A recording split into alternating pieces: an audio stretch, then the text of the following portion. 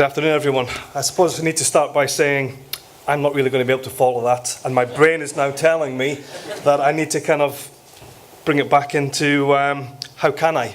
And I suppose what I can say is that if you're looking for money, listen to me for the next 9 minutes. And if you're not looking for money, then you may be someone who can pass on some of that to some of the innovators in the room today. I need to start with an apology. Bruce Elliott was supposed to do this talk today, but Bruce is in Tel Aviv with an Isle of Man delegation looking at e-gaming opportunities. So I have the pleasure of being in front of you today. What I'd like to do is tell you a little bit about Boston Ventures. It's the newest arm of the Boston Group. It was formed in 2012, and it was really formed out of the concept that we had clients who had cash for investment, clients who had ventures, ideas, concepts, but didn't meet each other. Some of them would live in different areas of the world and didn't really have the forums to come together. The guys with the innovation didn't want to use banks, or they couldn't. The guys with the ideas wanted flexibility from the investment, that the opportunity that some like-minded entrepreneurs or clients looking for good returns could offer them. So what did we do? We brought them together. We had a meeting last week, and a client summed it up in that we are the Match.com of the entrepreneur and finance world, in that what we don't do is take the idea, the concept, and tout it out through social media. We don't use our LinkedIn, our Facebook, our Twitter feeds to just try and find anyone who's looking for a better than X% return.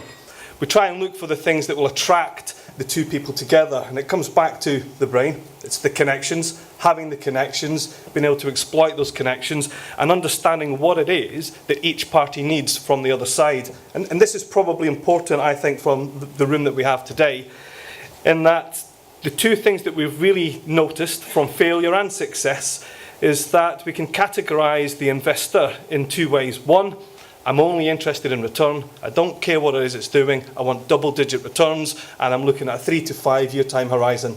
That's it. The other is someone who has a closer connection to what it is they're investing in. Sometimes this is a good thing because they can bring more than just money to the idea and help to realize your thought, your concept. Sometimes they can be seen as interfering and meddling. So striking that balance between not just giving the cash, not just looking for the return, it's not always easy. And what we do is we try and act as that facilitator to bring those together. We don't look at the concept and try and grade it. We don't say this is the best investment opportunity. We don't say that this is the best investor. What we look for are those soft things that we believe will attract the two people and bring them into what we consider to be the harmony of working together.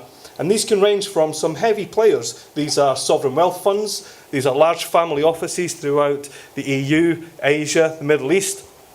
And whilst you would initially think return is all they want, each one of these factors, whether it's family office or sovereign wealth, will have an area, a division that specializes in a particular area. Biomed, biotech, hospitals. The Middle East has a great focus in these areas, and philanthropy has played a great part in driving forward their hospitals in that region. Bruce has found, or we have found, that a lot of these clients just like this area. It's like space. They don't necessarily get it, they don't necessarily understand it, but there's an attraction. There's something there that's different to buying a property, looking at a mining investment, buying precious metals. They just like the concept, the idea that someone with good grey matter can come up with something that they just couldn't, that money can't buy. It may help develop it, it may help drive it into what you need it to become, but money's not necessarily going to make a cure for cancer. It will get us there, but it's the grey matter of those entrepreneurs, those individuals, and the collection of those people coming together that will help drive it. And a lot of these people simply just want to be part of that. So how do we do it? How do we get them together? To be honest, we need a good business plan. You can't just go to these people and say, give me £500,000 for this great thing. It doesn't work. They need every ounce of detail available to them, which covers the wide spectrum of what is it, what will it do, what is the competition, what will happen as soon as this comes to market, how easily can it be copied, where are the patents not, where are they, how can we exploit them, how much money will we make from this, and how do we get out of it. It sounds a lot to bring up at the beginning. It's like when Greg talked earlier about tax. Not everyone thinks about these things for the exit. the investor will be thinking of the exit. They will be thinking, how do I get out and how do I take my return with me? You can't always necessarily bring that along in the first 5-minute pitch, but if they have an understanding, if they've got 5, 10, 20 things on their desk, if they can see some short bullet points which they understand from precise presentations, which will make them think, we should have a Skype, we should have a face-to-face meeting, part of the battle is won, because they won't look at all 20. They just can't look at them. And when you're into hundreds and into thousands, a lot of these will just not make it to the Family Investment Committee or to the Sovereign Wealth Fund committees.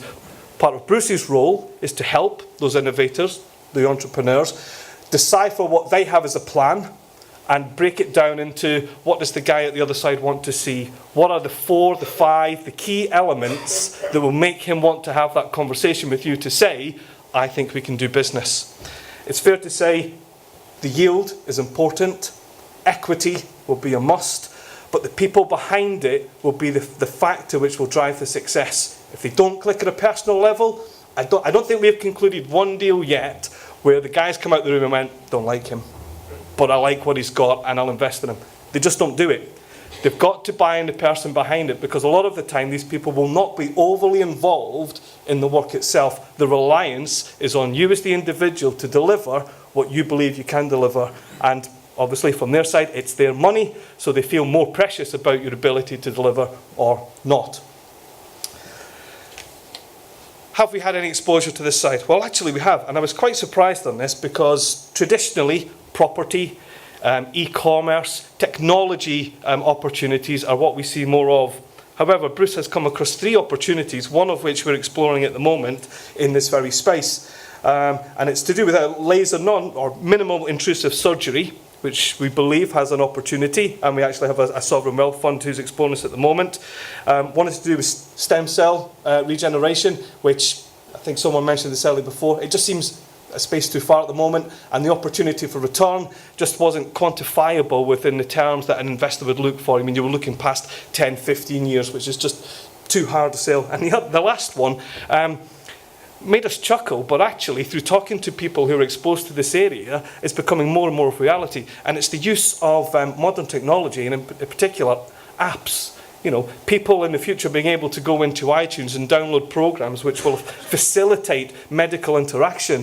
When we first look at the one which Bruce brought, which was to deal with phobias, we just kind of thought, this is ridiculous. Will anyone ever be sat there with an iPad or a tablet and looking at these sort of things? And the answer is yes, at some point they will. But I suppose it's who can you get that first mover advantage in this space? Can you bring along everyone today that there is an investment return in such a product? I don't know. There will be people out there. What we have to do is try and locate them, but by bringing your innovation with good substance behind it to attract them. So, what would I think? I think that we in Boston can assist in providing international entrepreneurs with the freedom to flourish as we endeavour to locate funding for your projects. And I'm just about to sum up now. I'll be finished early. And I'm sure that with support of the Isle of Man government and forums such like this, and I think you can't overemphasise this, it is forums like this that bring it together. It's forums like this internationally that Bruce, myself and other colleagues attend, where we meet people on both sides of that coin, and without that, we won't be able to bring investment opportunities to you. And I'm sure everyone will agree that the Isle of Man as a jurisdiction, to those entrepreneurs who are coming to here for the first time, will understand that this is where you can. Thank you.